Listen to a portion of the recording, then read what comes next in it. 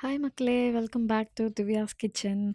So, இன்னைக்கு என்ன ரெசிபின்னா, ஜாபர் பாய் ஸ்டைல்ல சிக்கன் பிரியாணி. அதாவது கம்ப்ளீட் சென்னை ஸ்டைல் பிரியாணி எப்படின்னு பண்றது பார்த்துக்கலாமா? இப்போ இதில ஃபர்ஸ்ட் வந்து நெறைய நம்ப நெய்யே விட போறது கிடையாது ஆக்சுவலா. நெறைய கடலை எண்ணெய் யூஸ் பண்ணி தான் இந்த பிரியாணியே செய்ய போறோம். ஸோ, கடலை எண்ணெய் ஒரு 100 டூ 150 எம்எல் எடுத்துக்கோங்க. அதில பட்டை, லவங்கம், ஏலக்காய் இலை இதெல்லாம் போட்டுட்டு இம்மீடியட்டா நம்ம வெங்காயமும் வந்து ஸ்லைஸ் பண்ணி போட்டுக்கலாம். போட்டுட்டு இது நல்லா ப்ரௌனா வர வரைக்கும் வறுத்து எடுத்துக்கோங்க. அதாவது இது வந்து தீஞ்சிடக்கூடாது. அ ஒரு மாதிரி நல்லா ஃப்ரைட் ஆனியன்ஸ் எப்படி இருக்குமோ, அந்த கலர்ல வரணும். இப்போ நான் எடுத்து காமிச்சேன் இல்லையா? இதுலேருந்து இன்னும் கொஞ்சம் டீப்பர் ஆகணும்.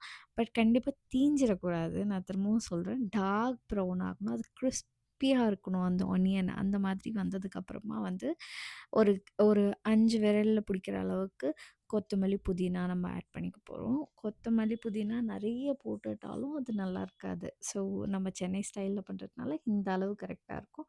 அவரோட ஸ்டைல் நம்ம ஃபாலோ பண்றோமே, இது நல்லா வருமா? வராதா? அப்படின்றது சத்தியமா யோசிக்கவே வேண்டாம். அவ்ளோ டேஸ்ட்டா இருக்கும். நான் என்னைக்கு பார்த்தேனோ அன்னையிலேருந்து ஆல்மோஸ்ட் ஒரு 5 இயர்ஸ் ஆகப்போது. நான் சிக்கன் பிரியாணி வந்து அவர் சொன்ன அளவுல தான் பண்றேன். உடையாது, குழையாது, காரம் அதிகமா இருக்காது, உப்பு அதிகமா இருக்காது. எதுவுமே எல்லாமே பெர்ஃபெக்ட்டா இருக்கும். பட் உப்பு நம்ம கண்டிப்பா டேஸ்ட் பண்ணிக்கணும். மிச்சம் எல்லாமே வந்து அவர் சொல்ற அளவு தான். ஏன்னா கல்லுப்புக்கு ஒரு இந்த உப்பு கரிப்பு அதிகமா இருக்கும். சால்ட்டுக்கு கொஞ்சம் கம்மியா இருக்கும். அந்த மாதிரி டிஃப்ரென்ஸ் இருக்கு இல்லையா? பிராண்ட் கூட மாறும்ல அந்த மாதிரி. இப்போ நான் வந்து காஷ்மீரி மிளகாய்த்தூள் ஆட் பண்ணிக்கிறேன். நான் புதினா, கொத்தமல்லி போட்டதுமே போடுறது ஏன் அப்டின்னா, அந்த ஆயில்ல வந்துட்டு அந்த காஷ்மீரி மிளகாய்த்தூள் மெர்ஜ் ஆகும். ஸோ நீங்க பார்த்தீங்கனாலே தெரியும். அந்த ஆயில் ஃபுல்லா இப்போ வந்து நம்மளுக்கு வந்து ரெட்டிஷ் ஆயிடுச்சு. ஸோ தட் ஆர்ட்டிஃபிஷியல் கலர்ஸ் எதுவுமே ஆட் பண்ணாம, நம்ம பிரியாணி வந்து அப்படியே கலர்ஃபுல்லா இருக்க போது. ஒயிட்டா இல்லாம நல்லா கலர்ஃபுல்லா இருக்கணும் அப்படின்னா, நம்ம இப்போவே காஷ்மீரி மிளகாய்த்தூள் ஆட் பண்ணிக்கணும். பட் வந்து அ ஃப்ளேம் வந்து கொஞ்சம் சிம்மர்ல வச்சுக்கணும். ஏன்னா, அது மிளகாய்த்தூள் தீஞ்சிடக்கூடாது. நம்ம ஆல்ரெடி வந்து ஆனியன் வந்து நல்லா டீப் ஃப்ரை பண்ணியிருக்கோம். அதனால அது பண்ணிடக்கூடாது.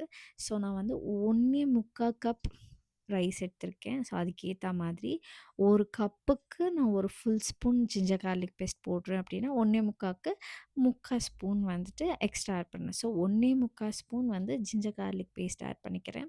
இம்மீடியட்டா நம்ம கூட கல் உப்பு சேர்த்து போட்டுட்டோம் அப்படின்னா, கல் உப்பு நார்மல் சால்ட்டோ ஏதோ ஒண்ணு போட்டுட்டோம் அப்படின்னா, அது வந்து பாத்திரத்தோடு ஒட்டாது. ஸோ தட் ஒட்டாம நம்ம வந்து பண்ணிக்கலாம். ஆஃப்டர் திஸ் நான் கல் உப்போட சேர்த்து தக்காளியும் போட்டுடுறேன். போட்டோம் அப்படின்னா, தக்காளி கொஞ்சம் வந்து மசிஞ்சு வதங்கிடும். ஆனாலும் இன்னொரு ட்ரிக் இருக்கு. அந்த தக்காளி என்ன மாதிரி குழைய போகுதுன்னு பாருங்க. கூட நான் வந்து 3 பச்சை மிளகாய் சேர்த்துருக்கேன். ஸோ 3 பச்சை மிளகாய் காரம் வந்து எங்களுக்கு போதும். ஏன்னா குழந்தையும் சாப்பிட்றதுனால. உங்களுக்கு காரம் வேணும் அப்படின்னா, இன்னொரு பச்சை மிளகாய் கூட ஆட் பண்ணிக்கலாம். ஸோ இது கூட வந்துட்டு இம்மீடியட்டா கொஞ்சம் நேரத்துல இந்த தக்காளி நல்லா வதங்கினதும், நம்ம வந்துட்டு தயிர் ஆட் பண்ண போறோம். தயிர் ஆட் பண்ண உடனே, அந்த தக்காளி எல்லாம் அப்படியே மசிஞ்சு, எப்படி சொல்றது? அவ்ளோ அப்படியே க்ரீமியா ஆயிடுங்க அந்த கிரேவி.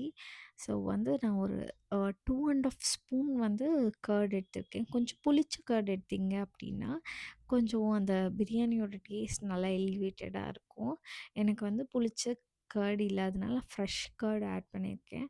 பட் ஸ்டில் நான் இது கூட லெமன் போட போறேன். லெமன் போட்டா அந்த வந்து அந்த புளிப்பு தன்மை வந்துரும். இந்த கர்ட் வந்துட்டு பார்த்தீங்கன்னா என்ன பண்ணும், இப்போ வந்து டொமேட்டோவையே நல்லா சாஃப்டன் பண்ணும்போது, நம்மளோட சிக்கன் வந்து ரொம்ப ஹார்ட் ஆகாம இருக்கும். ஸோ, அதுக்காக வந்துட்டு கர்ட் ஆட் பண்றோம். கர்ட் போடணுன்றது ஆப்ஷனல் தான். ஆஃப்டர் திஸ் நான் 1/4 கிலோ சிக்கன் ஆட் பண்றேன். ஏன்னா 1 1/4 கப் அரிசிக்கு 1/4 கிலோ சிக்கன் போதும். ஸோ எங்க வீட்ல பிரியாணியில இருக்க சிக்கன விட தொக்கு, அப்புறமா தந்தூரி, கிரில்டு அந்த மாதிரி சிக்கன் செஞ்சு குடுத்தா தான் இறங்கும். ஸோ பிரியாணியில வந்துட்டு கரெக்ட்டா 1/4 கிலோ மட்டும் தான் போட்டிருக்கேன் நானு. அது கொஞ்ச நேரம் வதங்க விடுங்க. அந்த கிரேவியோட வதங்க விட்டுட்டு, இந்த கப் காமிக்கிறேன் இல்லையா? இந்த கிளாஸ்ல நான் வந்து 1 1/4 கப் அரிசி ஆட் பண்ணியிருக்கேன். ஸோ, இதுக்கு பார்த்தீங்கன்னா, 1 கப்புக்கு 1 1/2 கப் தண்ணி விதத்தில நான் வந்து 2 2 1/2 கப் தண்ணி தான் விட்டுருக்கேன். ஏன்னா, அரிசி வந்து கொஞ்சம் நல்லாவே ஊறிடுச்சு. ஸோ வந்துட்டு எனக்கு ஒரு 20, 25 மினிட்ஸ் அரிசி ஊறுனதுனால பாஸ்மதி ரைஸ், நான் வந்து 2 1/2 கப் தண்ணி விட்டுக்கிறேன். ஸோ அது எனக்கு தாராளமா 2 1/4 கப்லேருந்து 2 1/2 அந்த அந்த கொஞ்சம் ரேஷியோ அவ்வளோதான் வரும். ஸோ அதுக்குள்ள ஆட் பண்ணா தாராளமா போதும். ஸோ நீங்க வந்து பாருங்களேன், ரைஸ் எவ்வளோ சூப்பரா வரப்போகுதுன்ட்டு.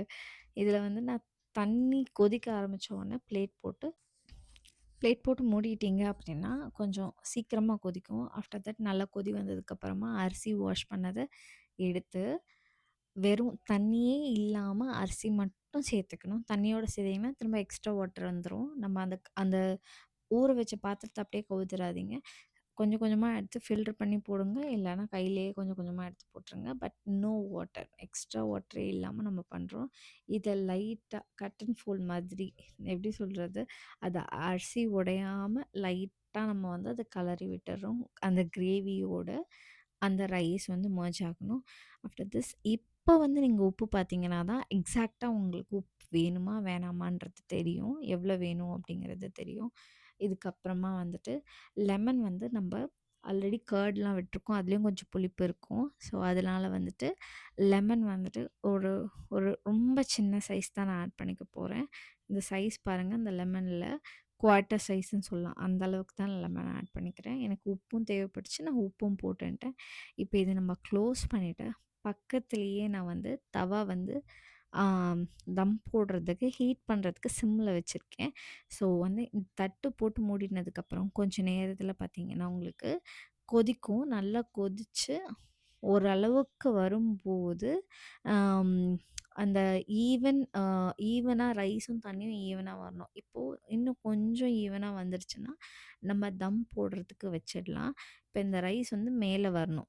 மேல வந்ததுக்கு அப்புறமா தான் நீங்க தம் போட்டிங்கன்னா தான் கரெக்ட்டா இருக்கும். தண்ணி நெறைய இருக்கும்போது தம் போட்டா கொஞ்சம் சொத சொதன்னு ஆயிடும். இப்போ ஓரளவுக்கு ஈவன் ஆயிடுச்சு. மேல வந்து ரைஸ் வர ஆரம்பிச்சிருச்சு. Look at the rise length எவ்வளோ பெருசு பெருசா இருக்குன்னு.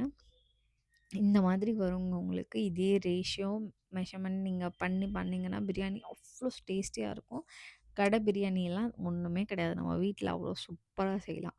ஸோ, இதுக்கு மேல நான் வெயிட் போட்டுட்டு வச்சிடுறேன். 10 டூ 15 மினிட்ஸ் வந்து நான் சிம்மர்ல வந்து இது வச்சுக்கிறேன். அதுக்கப்புறமா ஓப்பன் பண்ணி பாருங்க. தலைவன் ரெடி. அவ்ளோ டேஸ்ட்டா இருக்குங்க. Trust me this. ரைஸ் பாருங்க அப்படியே உதிர் உதிரா நல்லாருக்கு. இப்போ நான் ஒரு 1 ஸ்பூன் வந்துட்டு கீ ஆட் பண்ணிக்கிறேன். கீ வந்து போடணுன்றது ஆப்ஷனல் தான். நீங்க போட்டே ஆகணும் அப்படிலாம் கிடையவே கிடையாது. எனக்கு வந்து லைட்டா ஸ்பைஸ் தெரிஞ்சா மாதிரி இருந்துச்சு. அதனால நான் வந்துட்டு பாப்பா சாப்பிடுவா அப்படின்றதுக்காக கொஞ்சோண்டு கீ ஆட் பண்ணிக்கிறேன். 90% நான் வந்து கீ ஆட் பண்ணவே மாட்டேன் எப்பவுமே. கீ போடாமலேயே அந்த கிரவுண்ட் நட் ஆயிலுக்கு கடலெண்ணெய்க்கு அவ்வளோ நல்லாயிருக்கும் இந்த பிரியாணி. அடி கூட அவ்வளவாலாம் பிடிக்கவே இல்ல. ஏன்னா நம்ம வந்து எல்லாமே பார்த்து பார்த்து சிம்மர்ல தான் வச்சு பண்ணியிருக்கோம். ஸோ, இப்போ பாருங்க, நான் இப்போ எடுத்து சர்வ் பண்ணலான்னு எடுத்து வெளியில வச்சேன். அவ்ளோ உதிரு உதிரா அது பாட்டு கொஞ்சம் கூட அந்த தண்ணி இல்லாம அவ்ளோ டேஸ்ட்டா இருந்தது. Try this and thank you so much. Please do subscribe and like my videos if